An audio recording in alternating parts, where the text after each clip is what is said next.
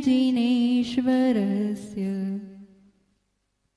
दर्शनं यस्य वैराग्य वर्धकमग्नाशकं प्रशान्तिदायकं चाहं वन्दे नीलसागरम्।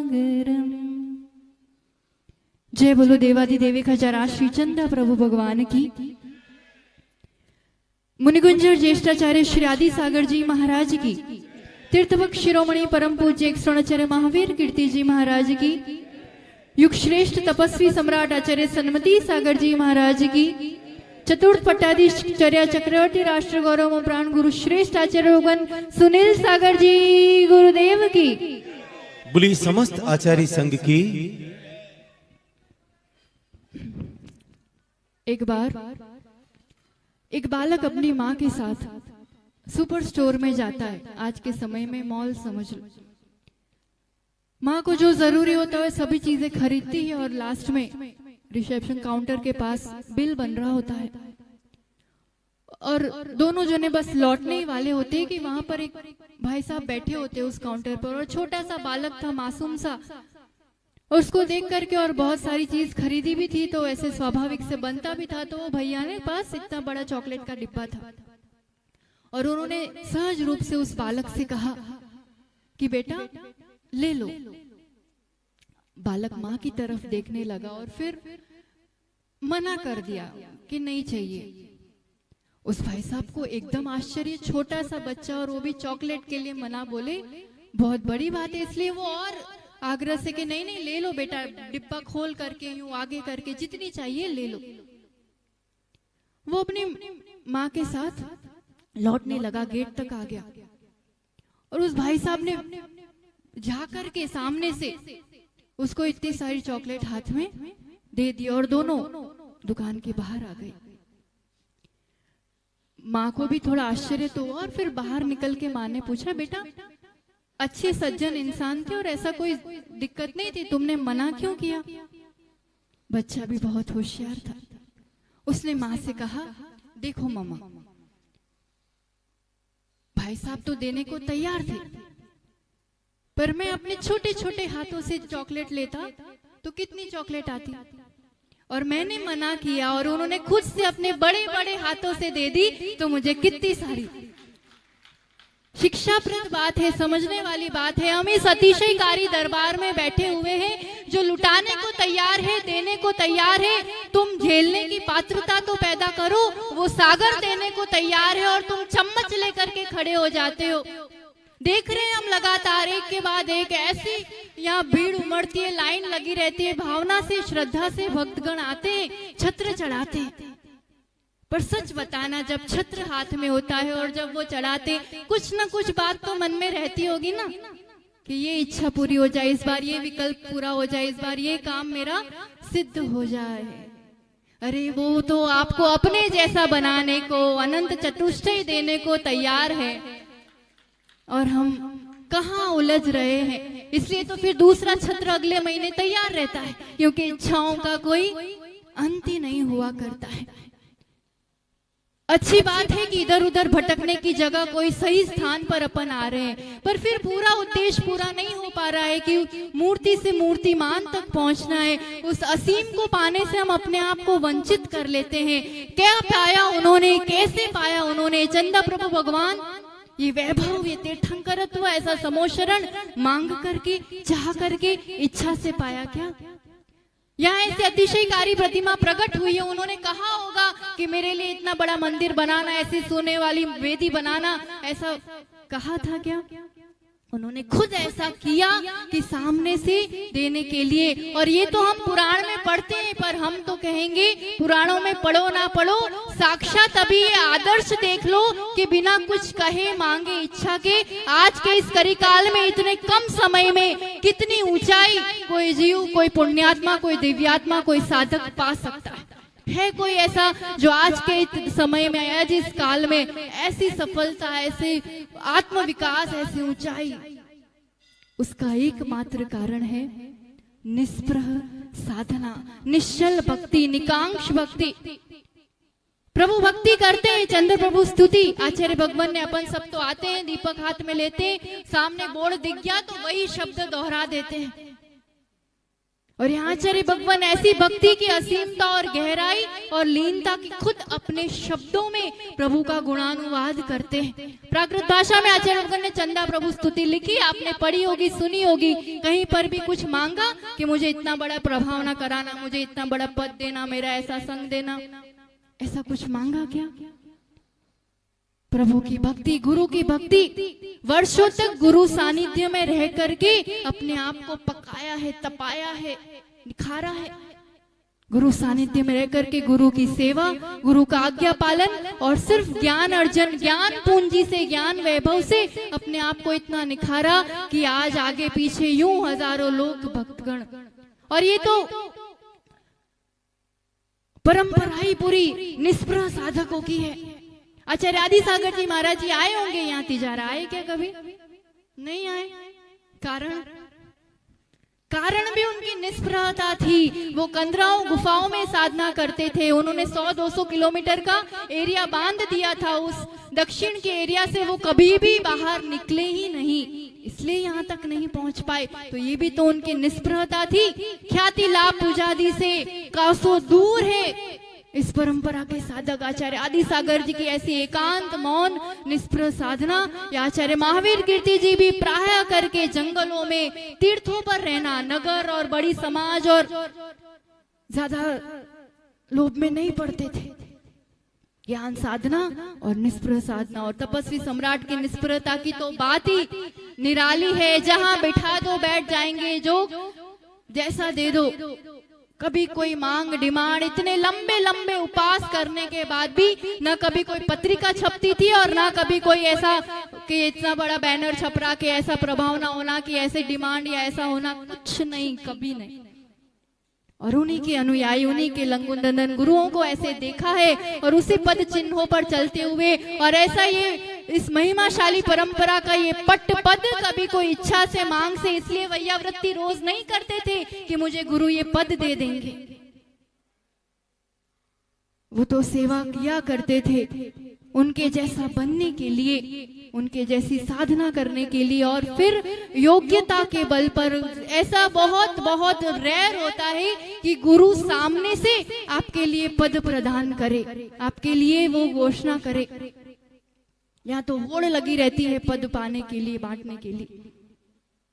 और उनसे बड़े बड़े इतने आचार्य होने पर भी इस तरह की गंभीरता, ज्ञान की गहराई, गुरु के प्रति समर्पणता और मोक्ष मार्ग के प्रति ऐसे इतना परफेक्ट मोक्ष मार्गी होना समाज के लिए ये बड़ा उपहार गुरु ने दिया है। और इस तरह से ये निकांक्ष निश्चल साधना और भक्ति से ही हो पाता है। व्यवस्थित जीवन जीने वाले, व्यवस्थाओं के पीछे नहीं भागने वाले, व्यवस्थाएं यूं उनके पीछे पीछे भागती है। प्राय करके उनके जीवन में देखना, बड़े बड़े आयोजन, बड़े बड़े पंच कल्याणक जो भी कहीं होते हैं, जिस दिन ध्वजारोहण होना होता है, जिस दिन शुरू होना होता है, उसी दिन पहुंचते हैं। कैसा स्टेज बना होगा, कैसा पंडाल बना होगा, कैसा बैनर लगा होगा, ऐसा हुआ होगा कि नहीं, कुछ परवाह नहीं करते। और भक्तगण आगे होकर के अच्छे से अच्छा, बढ़िया से बढ़िया करते हैं। कभी कोई शर्त, कभी कोई डिमांड नहीं, कैसा होना चाहिए, इस रूप से करना चाहिए।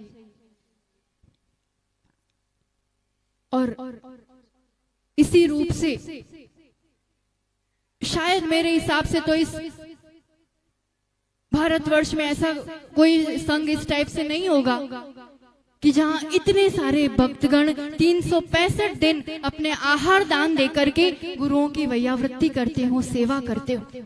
लाइन लगी रहती है। देखो, जो श्री और स्त्री से कोसों दूर रहते हैं, जिनकी कोई कभी कोई फोन करके नहीं कि मैं क्षेत्र पर जा रहा हूं तो इतने चौके लगने चाहिए।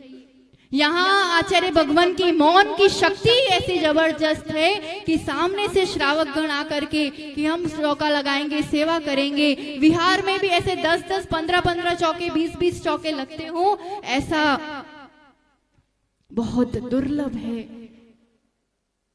कारण कहते नहीं है, मांगते नहीं है। मांग के हम अपने आप को छोटा कर दिया करते हैं। समानता की दृष्टि जिनके लिए देवी देवता भी नमस्कार करते हैं, देवी देवता भी सेवा करने के लिए तत्पर रहते हैं। हमें तो यात्रा करनी है, भक्ति करनी है। आचार्य पद के बाद जब दक्षिण यात्रा की ओर भी आचार्य श्री गए थे, तब कितनी बार ऐसा प्रसंग है कि विहार लंबा चल रहा है, पाँव में नस चढ़ गई है और पर्वत चढ़ते नहीं बन रहा है, तो भी बस मुझे तो भक्ति करना है, मुझे तो अपनी यात्रा करना है। और ऐसे कई प्रसंग है कि रात में जब वो थोड़ी देर के लिए विश्राम करते, तो जैसे देवी देवता आकर के उनके लिए वैयावृत्ति के रूप में सेवा करते और सुबह उठ करके देखते तो दर्द गायब, पांव बिल्कुल ठीक, दृढ़ता के साथ लगे रहते हैं। गुरु क्या चुनेंगे, प्रकृति भी चुनती है, देवी देवता भी चुनते हैं जब कोई असाधारण कार्य करना हो। सांगानेर का प्रसंग, सभी बड़े मंदिर जाते हैं, आदिनाथ को धोख लगाते हैं। आप सब भी गए होंगे, गए ना सांगानेर? और कितने मंदिर में गए सांगानेर में? कितने मंदिर में गए? एक। और वहां कितने मंदिर है? 7 मंदिर है। किसको पता है? अब सबको पता है। कारण जब वो महिमाशाली है जिनका नाम है, वहीं ऐसा नहीं, भगवान भगवान है, मंदिर मंदिर है।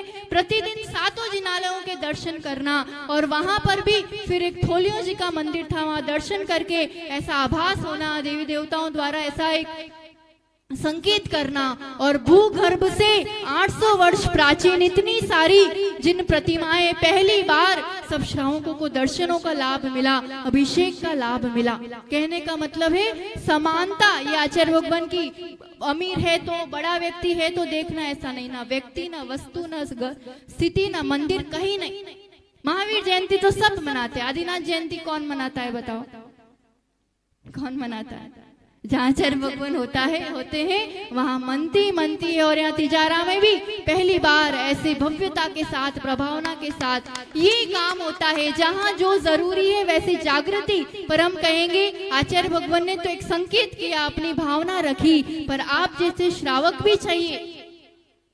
और शान से कहूंगी, तिजारा में, अलवर में ऐसे श्रावक हैं जो गुरुओं के वचनों को झेलना जानते हैं, और वचनों को ऐसा झेल करके थोड़े कम समय में इतनी भव्यता के साथ। और इसलिए जब श्रावक और श्रमण दोनों की प्रशस्त भावनाएं जुड़ जाती है, तो ऐसी महती प्रभावना निश्चित रूप से हुआ ही करती है। ऐसे इस अतिशयकारी क्षेत्र पर, जहां पर देखा, हमको ये बात भी बहुत अच्छी लगी यहाँ पर कि सबको समान रूप से अभिषेक करने दिया जाता है, जिसको भक्ति करना, जिसको जितना जो करना, सबके लिए। और ये तीर्थ इस रूप से भा गया है आचार्य भगवान को कि कहाँ तो कल, कहाँ तो, पर हम सबके लिए भी साधना का अवसर इस रूप से प्रदान करते हुए और कदम यहाँ पर ठहर गए। कहीं ना कहीं आपकी भक्ति और यहाँ इस क्षेत्र की ऐसी महिमा है कि, और दिल्ली की ओर कदम बढ़ रहे हैं। कई लोग ऐसा कहते हैं और समझते भी है, क्योंकि इसी रूप से होता है कि आचार्य भगवान दिल्ली की ओर जा रहे हैं, वहाँ बड़े बड़े नेता होते हैं, सेंट्रल मिनिस्टर होते हैं, इसलिए वहां पर सोचने वाले तो कुछ भी सोच सकते हैं।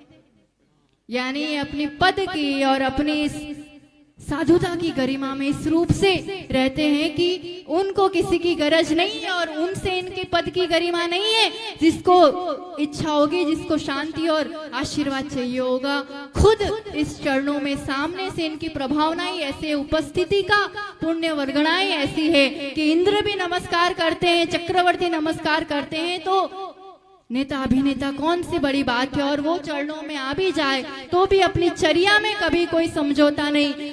गवर्नर क्या, चीफ मिनिस्टर क्या, बड़े बड़े मंत्री आते थे, 11:30 का टाइम दिया हुआ है, बस अब आ रहे हैं महाराज जी, अब आ रहे हैं महाराज जी। आहार चर्या और सामायिक के बीच का स्पेस होता है, तो अभी आ रहे, उप मुख्यमंत्री आ रहे हैं, अभी आ रहे। 12 बजी, 12:15 बजी कि आचार्य भगवान अपने कक्ष में, अपने सामायिक में, नेता हो कि कोई भी बड़े लोग आओ, अपने समय में, अपने समय सार में कोई समझौता नहीं। और फिर ऐसी वर्गणाओं का प्रभाव होता है, कौन बैठता है, किसके पास समय है, पर 1-1.5 घंटा सामायिक चली और उतनी देर वो उप मुख्यमंत्री बैठे रहे जब तक ध्यान विसर्जित नहीं हुआ, जब तक, और आंखें खुली और आशीर्वाद मिला और ऐसा लगा कि दुनिया की सबसे बड़ी चीज, अनमोल चीज आज मिल गई। और 3 बजे तक मौन रहता है, तो मौन मौन आशीर्वाद, उनकी एक स्मित मुस्कान ही काफी है। तो फिर शब्द और वर्णनाएं वचन मिल जाए तो फिर और क्या चाहिए। तो ऐसे सच्चे गुरु इस काल में मिलना बहुत दुर्लभ है। ऐसे सच्चे प्रभु का शरण मिलना बहुत दुर्लभ है।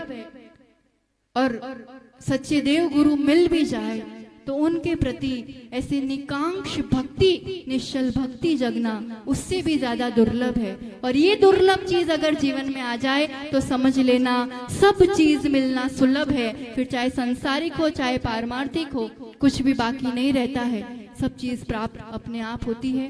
इसी दिव्य मंगल भावना के साथ कि एक और ऐसी भक्ति हमारे भीतर भी जगे और उस भक्ति की शक्ति से मुक्ति का मार्ग प्रशस्त हो। इसी दिव्य मंगल भावना के साथ गुरु चरणों में कोटिशः नमन करते हुए वंदे तद्गुण लब्धे, आपके समान गुण हमारे जीवन में भी साकार हो। इसी दिव्य मंगल भावना के साथ जय बोलो आचार्य रोगन सुनील सागर जी गुरुदेव की, बोली समस्त आचार्य संघ की।